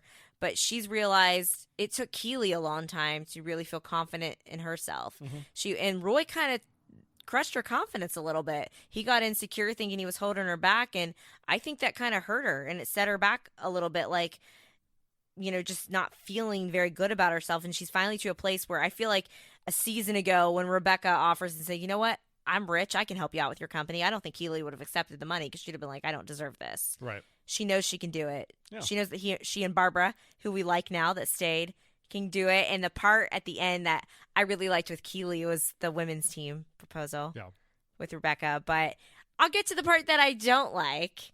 Okay, so all season I've been waiting for this to happen. And because shows do this, I was like, okay, we know Keeley and Jamie used to date. Now Roy and Keeley are a thing, but Roy and Jamie are evolving this growing relationship that I love. And I'm like, I don't like love triangles. I realize The Vampire Diaries was okay because I knew that was the premise of one, but usually I can't stand it, especially when friendships are on the line. And I'm like, I kept waiting for them. I was like, are they going to address it? And then I was like, okay, maybe they're not going to be cliche like every show, that I've ever watched. And they're just going to move on from it and be adults, and it's not going to be a thing. And I'm like, please don't make this a thing. And guess what? I thought finally it's not gonna be a thing. Yay. Like they didn't do it. And then they wait till that dead last episode. I would have been fine. I know you couldn't do it early at the beginning of the season because he and Jamie were still growing that relationship, but I would have preferred them to not shoehorn that in the finale and have done it a couple episodes ago. I knew the moment like Roy saw Jamie and Keeley talking, where Keeley was just like, heck yes, I'll go with you, to help promote Jamie, even if Jamie had another agenda in mind. But as soon as Roy goes over and is like, hey, do you want to go grab a beer? And poor little Jamie, who I really think that Jamie just thought Roy wanted to take him out for a beer. And then it wasn't until they're actually having the beers where Jamie's like, hold up, are you jealous? And he's like, you and Keeley aren't together anymore. She was with me first. And then Jamie kind of regressed a little bit, which is normal. You often regress to old patterns. But I just wish, that's why I give it a 9.5 out of 10. Like, I wish they hadn't done that. I wish they would have done it differently or addressed it sooner, because it was a little cliche. That being said, they did resolve it very quickly after he and Jamie, I guess the actor that plays Roy had said, hey, for all you know, we might end up ripping each other's clothes off or something. And they kind of did, but in a fight manner, because people were asking about how him and Jamie are, and they're still friends. Yeah, they are. And I think eventually, and this is what I like, why I say it this way, eventually they were going to have to discuss it. It was going to have to be a conversation. I didn't want it to be like the little love triangle way. I would have rather just them talked about it. Even when they were like learning to, like, he was helping Roy like ride bikes in the Amsterdam episode. I think that would have been a good time to bring it up. I did not like that they did that in the finale. It kind of left a soured mark on it, and it bothered me, and it bothered a lot of other people too. I do like that, they finally had that out. Roy realized, again, he screwed up again. Mm-hmm. He was being selfish again. And then them both asking Keeley was being selfish. I like to say Keeley pulled a Kelly Taylor from 90210 by choosing herself in that situation and not either one of them. But she was like, you guys are both idiots. And I definitely think of the two, I don't think Keeley, do you think Keeley has any romantic interest in Jamie at this point? I don't really get that impression. No. I think she kind of sometimes looks at Jamie as, man, why didn't you act like how you are now when we were together? But I don't think she has any lingering feelings. I definitely think she does have feelings for Roy. I would agree with that statement. But yes. she knows right now that that's not healthy for her. And I think in Roy, at the end, after because he goes to ask to be a Diamond Dog because he wants to talk about the relationship. He knows he screwed up with Jamie. And he and Jamie are still good, but he knew that he kind of regressed. He was acting like a jealous idiot. And the Diamond Dogs is what leads him, I think, ultimately to make the choice to go to work on himself with therapy because. In that moment where Roy walks through that door of the therapist office, in my opinion, was the best ending, or as we say, beginning that Roy could have. When he was with the Diamond Dogs and he was like, because basically Roy's like, I've been trying to be different. Yeah. I've been trying to be like, what am I doing? Like, what am I doing wrong? Like, I'm trying and I'm still failing. I'm still a crap person. And I can't remember who said it. If it was Beard or Higgins? It was Higgins. Are you sure? Because Beard was saying some things, too. No, it was Higgins. Okay. Yeah, for sure. They said, human beings are never going to be perfect, Roy. The best we can do is to keep asking for help and accepting it when you can. And if you keep on doing that, you'll always be moving towards better. And that's true. Yeah. That shows you're never going to be perfect, but you've got to, if you keep trying and you actually ask for help like what Roy did. Recognize that you're not perfect and try to be better, knowing that it's a journey and there's no destination to it.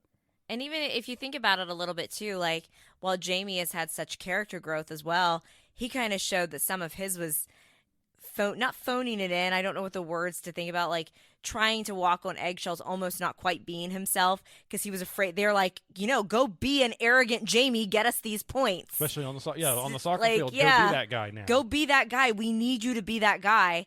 And so, you did see Jamie regress a little bit, but I think at the end, the two of them, they're clearly still hanging out.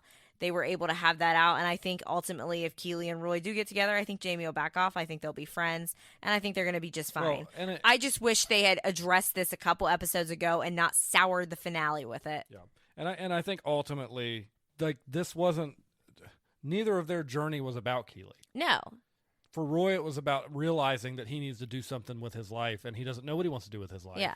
And for Jamie, there was a lot going on with growing out of that egotistical kid, coming to terms with his relationship with his father. Right, exactly. Which another thing people were upset about, to see that his father is clearly in a rehab facility. At first, I thought his father was in prison, but it looked to me like a rehab facility. Yeah, that's what it looked like. And people were like, "Oh, I don't like it at all that Jamie's back speaking to him and hanging out with him." And I'm like, he's his dad. At the end of the day. And if his dad's in rehab, maybe he's going to try to get better. He's trying to work on himself. And maybe you need to give people chances. I think sometimes you can give people chance after chance after chance and they burn you, and then the appropriate thing is to be done with them. But that's for you to decide as an individual. And I think ultimately it would be great if I doubt Jamie's dad will ever be perfect, but if they can have a moment where they smile together, because Jamie loves his dad. Yeah. And I don't understand why people were so upset about that. And we talk about like kind of that like walking on eggshells perfect thing.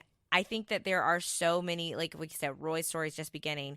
We could even see more of Jamie. Nate.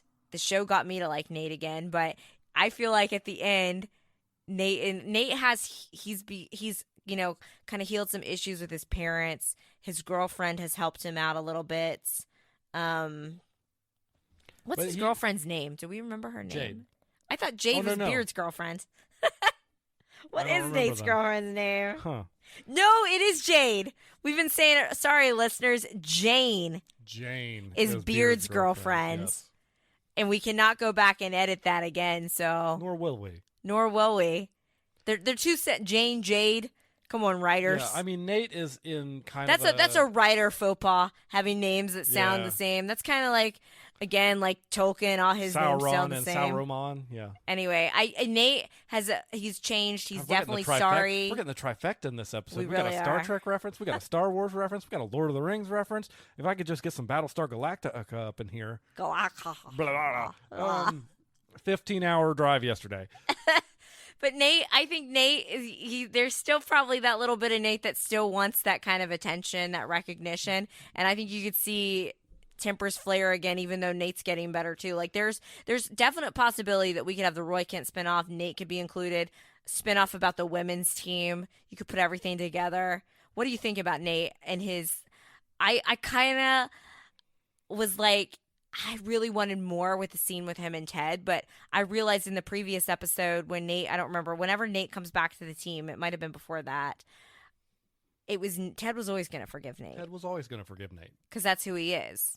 Yeah. We were the fans. We were the beard in the situation. Correct. Like, no. There was never a scenario where Ted wasn't going to just accept him back with open arms. And I think the way they told Nate's story was I quietly began to like him again. It wasn't I like Nate again. Because I was adamant about how upset I was about what Nate did. And, like, it hurt. It hurt me as a viewer. I felt hurt for Ted. Yep. And then it just, like, they organically wrote it this season that I just little by little. And then, like, I'm just, crying. And did you see the actor who plays Nate? Because a lot of times prop people won't even write the actual text on scripts, but because cameras and stuff I think are getting so good, they actually had what was written in that letter, and he posted it on Twitter. And I read it, like, in Nate's voice. Did you read that? I didn't. Oh, you should. It was good. I will have to do that. It was good. No, I think Nate is one, like, if they go on and tell more stories with this group, without Ted, Nate will be one of the more interesting because he's kind of, I think he reverted almost back to where he was. Not necessarily the immediate, like he's in a better place now than he was. But he was definitely being like passive. Like you could tell he's not wanting to make any waves. The story for him going forward is to get that to learn to have that confidence within him. Yes. And to understand he is always going to be that quiet guy in the corner. And I feel very much you don't need to walk on eggshells like he's doing. He needs to have a little confidence. You feel like the quiet guy in the feel corner? like that. Often I struggle with being the quiet guy in the corner, and I have something to say, but I don't know if you've seen it happen to me. I'll be in a group of people trying to say something, but I just can't get a word out because I have a quiet voice. It doesn't project. I don't do really anything to project into it, and it's just really easy to just kind of resign yourself to the back of the group, just listening to the conversation without really being involved in it. And it's taken me a long time in my life to learn to have the confidence to push into that conversational atmosphere. I remember and I still have to be very comfortable with the people I'm around to do it. Yeah. When we first met, I said, well, how come you were really always able to talk to me? And you're like, I don't know. You just made me feel comfortable to talk because I don't know. Like, I don't know what I did, but worked out well. So you gave it a 9.5. I gave it a 9.5. We haven't even finished talking about Rebecca and Sam. Well, I want to say why I knocked it down. Oh, okay. Get to that. So I was like, I'm not done.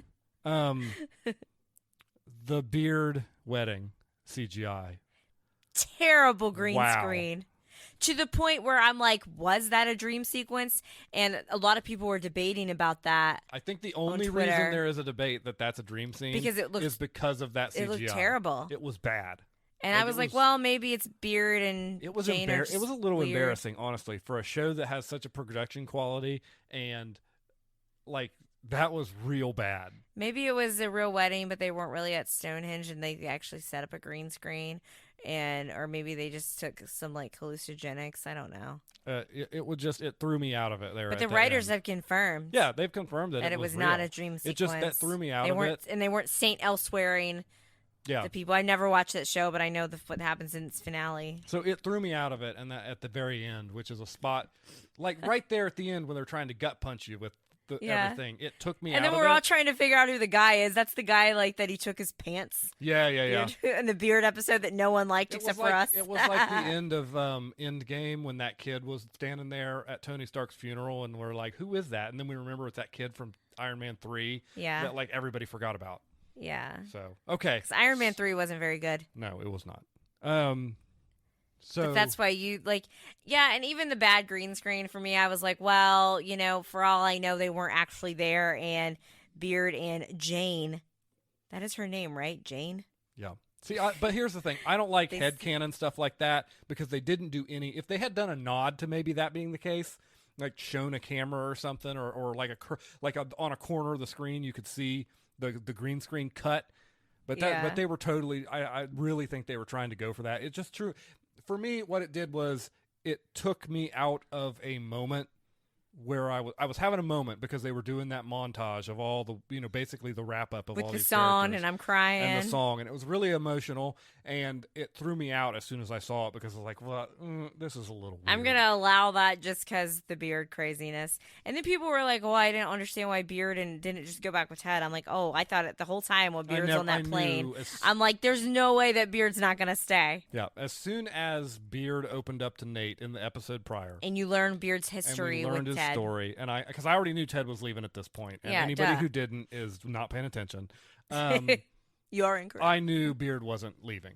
One, because they were going from a meta standpoint. If you're going to do a show forward, you got to have that character around. And two, that character.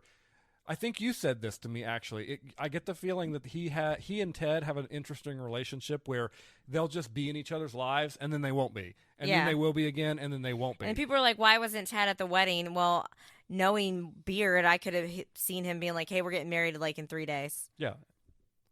I don't think Ted would be offended by that either. Because I think there's been multiple times in their lives where they have not really had any contact whatsoever, and then all of a sudden Beard shows back up. Believe me, there are people like that. I think everybody knows people like that in my life. So, where I might not talk to somebody for 10 years and then I'll see him and it's like nothing's ever changed. You mean coming up here in like another month or two? Whoa! Got be quiet. High school reunion? No. Okay. It's not 20 years or anything. No. Okay. So you said you want to talk about Rebecca and...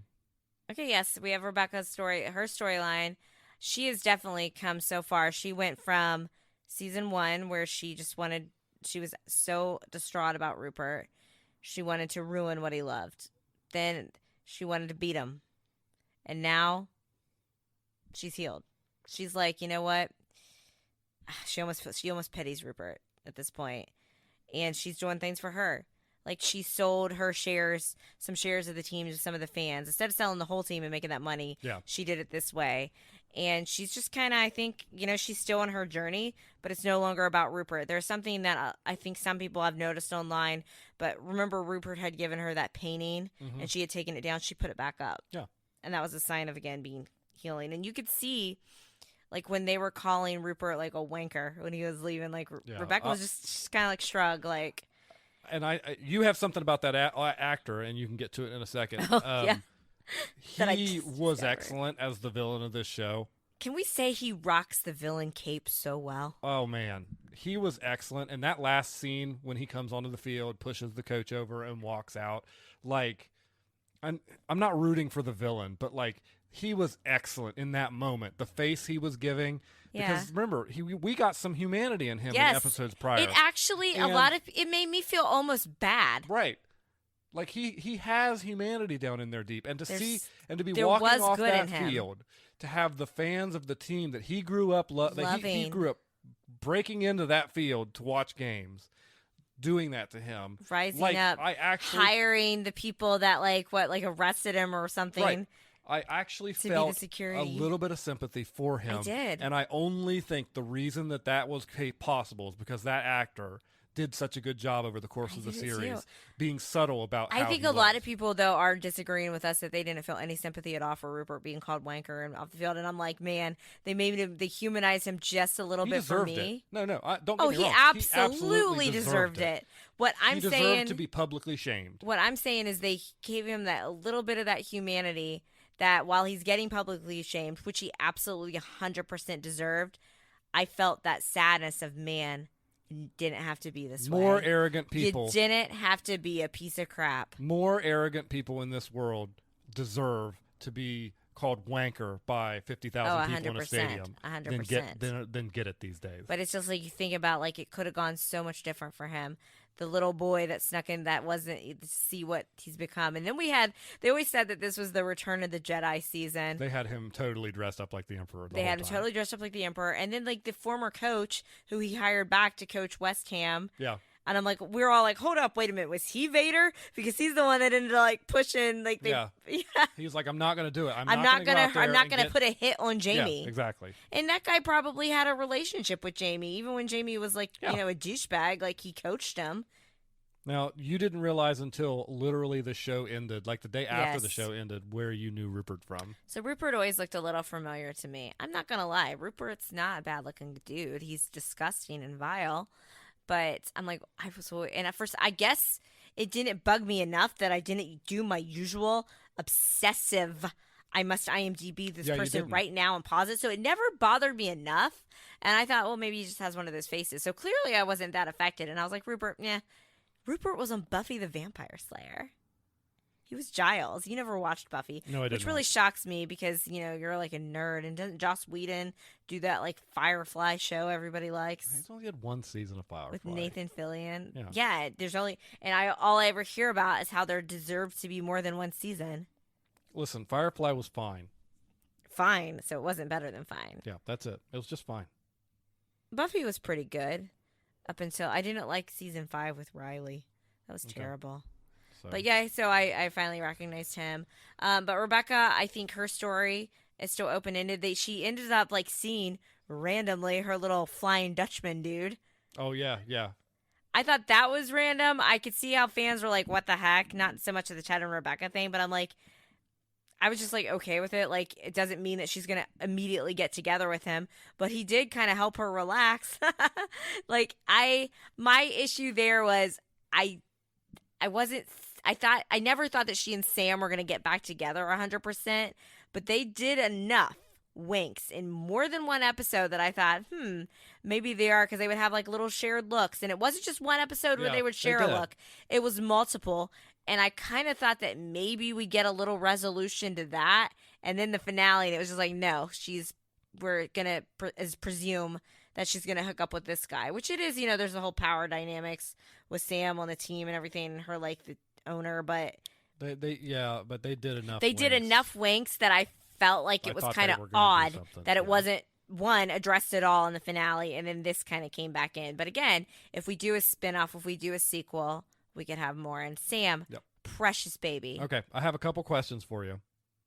You don't want to talk about Sam, my precious little baby? Yes, he's a precious. He got to go play for his country's team. Yeah. That was just warm. You just want nothing but happiness for Sam. That's correct, yes. All right, fire away with your questions. Should they do more? If they do it right, I think they can. Will they do more? I think so. I think right now the guy that plays Beard, who's one of the writers, is like, we need a break. But I think the show's done well enough, made Apple enough money. I think Apple will continue to push for it. I mean, it's their flagship show. Yeah, I mean, that's literally I watched the morning show and I watched Shrinking, but I would never have watched any of those if it hadn't been for Ted Lasso.